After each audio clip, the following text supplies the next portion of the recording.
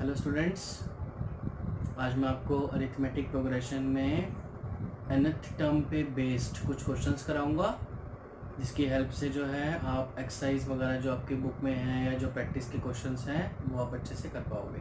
ठीक है, देखो जैसे मान लो हमें कोई एक एपी दी हुई है और उसमें लिखा हुआ है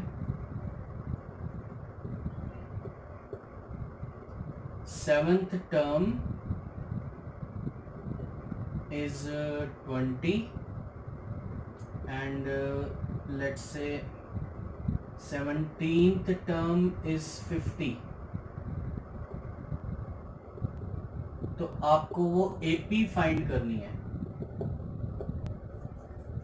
हमको इसमें ना कोई टर्म का नंबर गिवन है, मतलब nth टर्म्स गिवन है, लेकिन आपको अब एपी फाइंड करनी है इसकी हेल्प से। वो हम कैसे करेंगे? 7th टर्म को आप देखो ऐसे लिखोगे,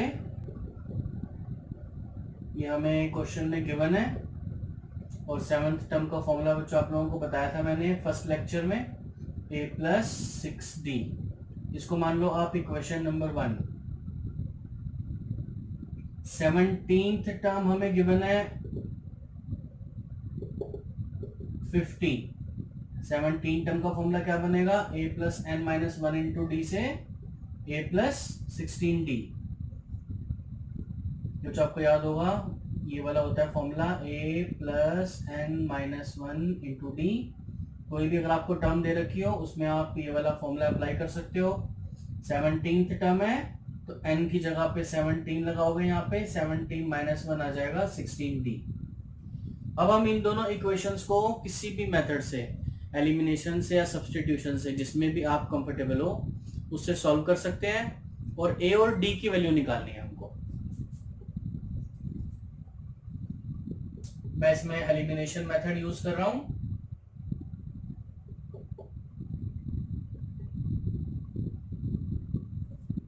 ये हमने इक्वेशन नंबर 1 लिखी, 2 लिखी, दोनों इक्वेशंस को सब्ट्रैक्ट किया। 6 माइनस 16d हो जाएगा माइनस 10d, माइनस 30, माइनस से माइनस कैंसिल हो जाएगा, d आपका आ गया 3। अब हम d की वैल्यू को इक्वेशन 1 में रख देते हैं, यहां से a पता लग जाएगा।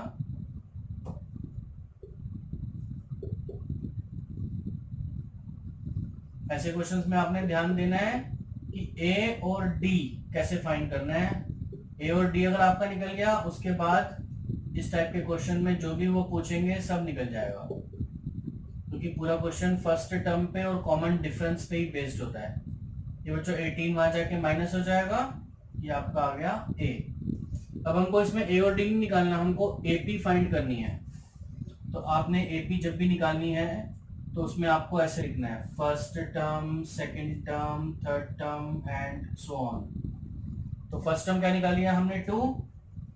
सेकंड टर्म बच्चों कैसे निकालते हैं? a प्लस डी, तो a को और d को प्लस करो 5। अब थर्ड टर्म निकालने के लिए इसमें भी कॉमन डिफरेंस ऐड हो जाएगा, या a प्लस 2d भी लगा सकते हो। तो इसमें अगर हम डिफरेंस ऐड करेंगे तो 5 प्लस 3 8। तो ये बच्चों आपकी बन जाएगी AP 2 5 8, 3 का डिफरेंस है, 11 एंड सो ऑन, ये चलती रहेगी। जब आप इसको आगे तक जो है ले जाओगे तो उसमें 7th टर्म 20 आ जाएगी और 17th टर्म 50 आ जाएगी। उससे आपका ये AP फाइंड हो जाएगा।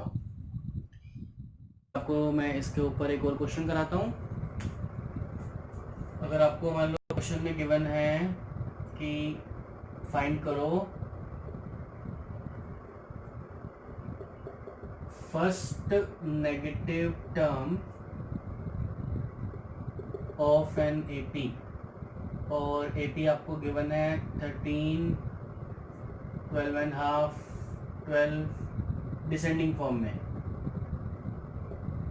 आपको इसकी फर्स्ट नेगेटिव टर्म फाइंड करनी है। तो पहले हमको इसके अंदर निकालना होगा first term which is 13। Common difference निकालने का फॉर्मूला आपको याद होगा बच्चों, a2 माइनस a1। ये हमारे पास सेकंड टर्म है, ये फर्स्ट टर्म है, 12 2 सा 24 प्लस 1 25 13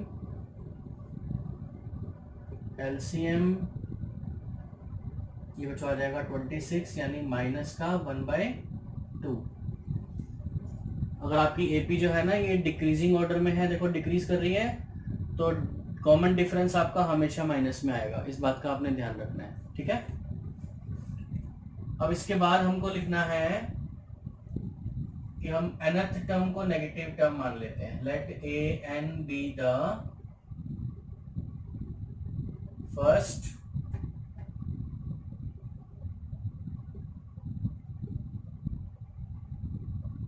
नेगेटिव टर्म।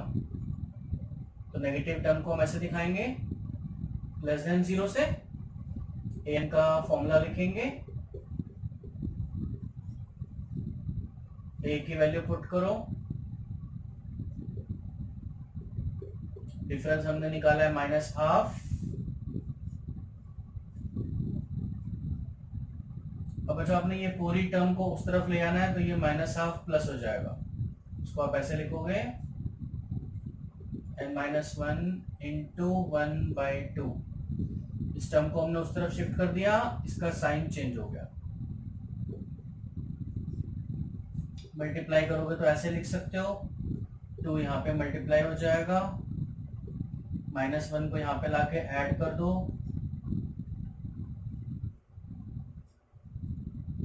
इसको आप ऐसे लिख सकते हो। इसको हमने रिवर्स कर दिया तो साइन भी रिवर्स हो गया। इसका मतलब ये हुआ कि n की वैल्यू 27 से बड़ी आनी चाहिए, जबकि n को हमने क्या माना था, टर्म, तो 27 से बड़ी टर्म आनी चाहिए। तो 27 से नेक्स्ट टर्म क्या होगी आपकी, 28th टर्म, वही आपका आंसर है। Therefore 28th term is the first negative term.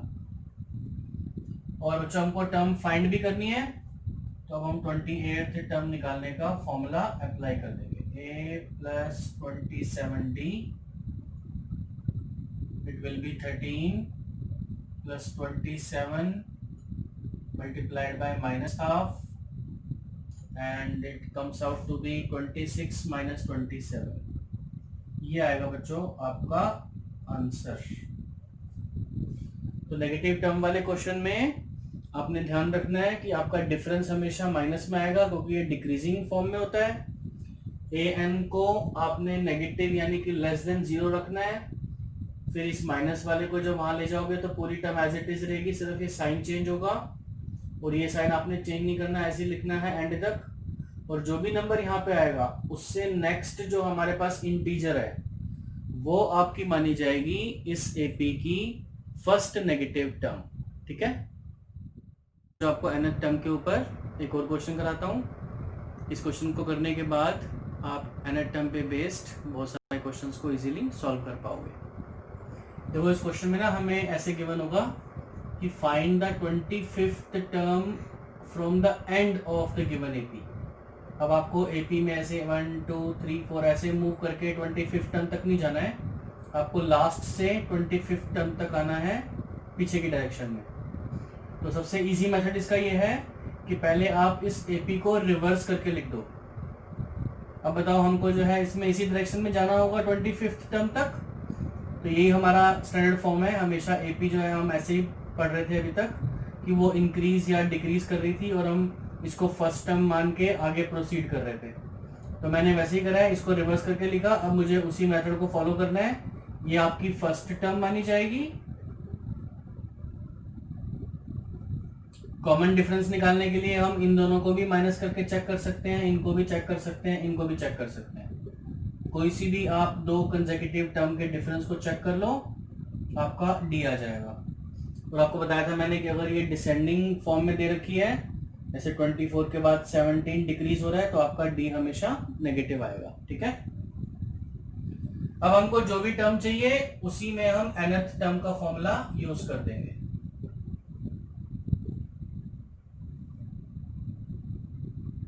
ये बच्चों आपने फॉर्मूला पढ़ा हुआ है, अब हम 25th टर्म निकालेंगे इस एपी की। 25th टर्म अगर हम यहां से निकालेंगे तो वो क्वेश्चन के हिसाब से फ्रॉम द एंड मानी जाएगी। एन की जगह पे 25 पुट कर देते हैं।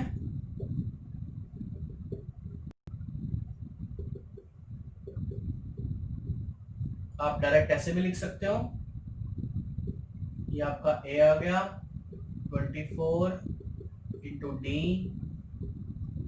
353, 7 4 28, 14 plus 2 16, 13 minus 8, 14 minus 6, 2 minus 1। ये बच्चों आपका आ गया इस एपी का 25th term from the end. ठीक है, अब आपने इस टाइप के जो है क्वेश्चंस प्रैक्टिस करने हैं।